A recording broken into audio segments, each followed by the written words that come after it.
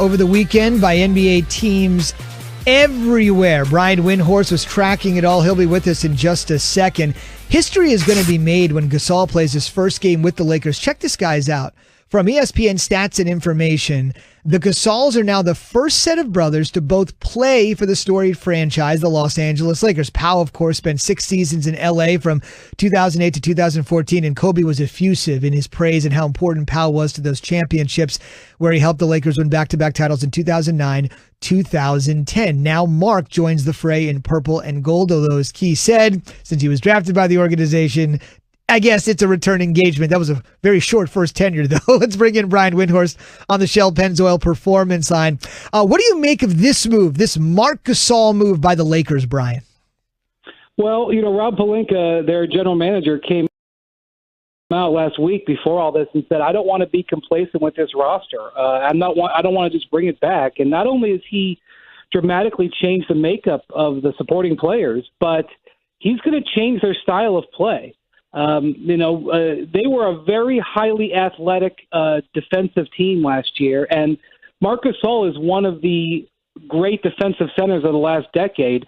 He's past his prime, but still very smart defensively. But he's not the athlete that Dwight Howard and JaVale McGee were. And then one of their big signing was Montrezl Harrell, bringing the Sixth Man of the Year over from down the hall. And Montrezl Harrell is a great offensive center, but not a strong defensive center. So I think you look at the Lakers, they have acquired the guys who finished first and second. Dennis Schroeder was second in six-man, known for their offense, not as much for their defense. So when you look at the Lakers, the changes, they have infused their offense. There will be so much more support for Anthony Davis and LeBron James. But the way they play defensively especially is going to go a little bit of a shift this season.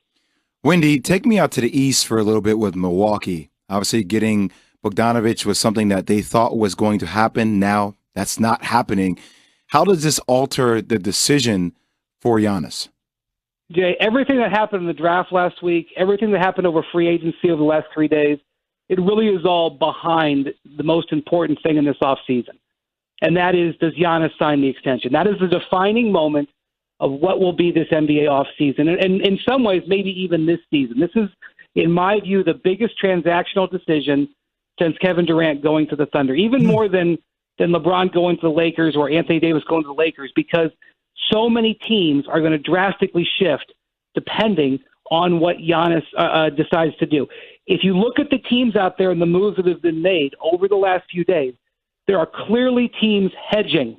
The Miami Heat signed 4 players, all of them to one-year contracts. They lost a couple of role players, Jay Crowder and Derek Jones, because those guys didn't want to take one-year deals. The Dallas Mavericks made a couple of trades to offload long-term salary to leave themselves a Giannis slot open, and there's other teams that are maneuverable too, such as the Knicks and Raptors, who've been cautious as well. And I think there's 2 star players waiting to sign to see what Giannis does. That's Anthony Davis. He's coming back to the Lakers, but he may change the alteration of his contract, the way it's structured, to give the Lakers a window, if not for Giannis, but for somebody in a 1+1, because that's what LeBron is now on. And Bam Adebayo. Bam Adebayo signs a max contract that the Heat will not have the room, but if he waits a year, they will. So it's all Giannis. So now the question becomes, where's his head at? Well, the Bucks made a major move last week when they traded for Drew Holiday, and giving up 3 first-round picks and 2 pick swaps. They're not doing that unless they are confident. And I can tell you from talking to people there, they are confident. But it's not done yet. And, nobody knows how Giannis feels about the near miss on Bogdanović, a player, by the way, he really wanted to play with.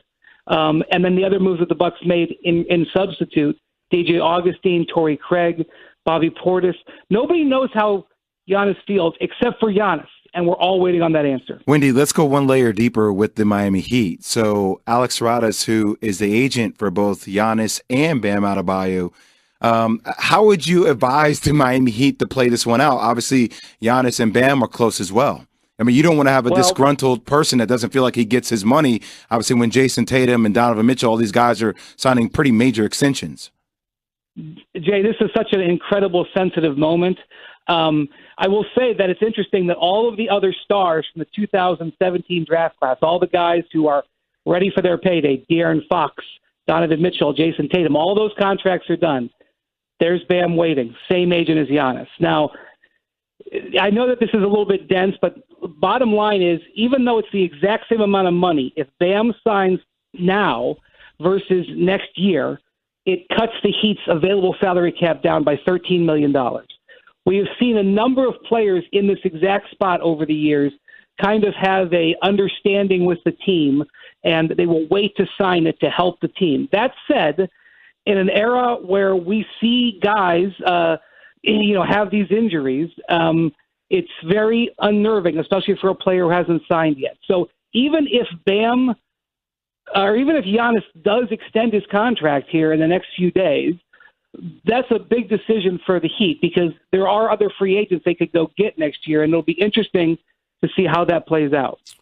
Wendy, the Hornets went out and signed Gordon Hayward to a $120 million deal. What does that do for the Hornets? I mean, it gets them a scoring small forward, but in my mind, they're still not one of the top 7 teams in the East. This was a strange decision on a couple of fronts. One, Gordon Hayward, could have made $34 million this year and played on a contender, and basically said, "I want out of here," to go play for a non-contender, in my view. And that's a little bit worrisome in Boston because now that's the third player in the last 2 years, max player, who's walked out of there for nothing in return. Al Horford, Kyrie Irving, and now Gordon Hayward. And you start scratching your head and wonder what's going on there. Now, you can retort by saying they did get Kemba Walker, and that's where the Charlotte thing also doesn't make sense. Kemba Walker was, I don't even think arguably, the greatest player in the history of this version of the Charlotte Hornets since they came back as the Bobcats. And last year, Michael Jordan just wasn't willing to spend. They made him a very good offer, but it was less than the max, and he walked.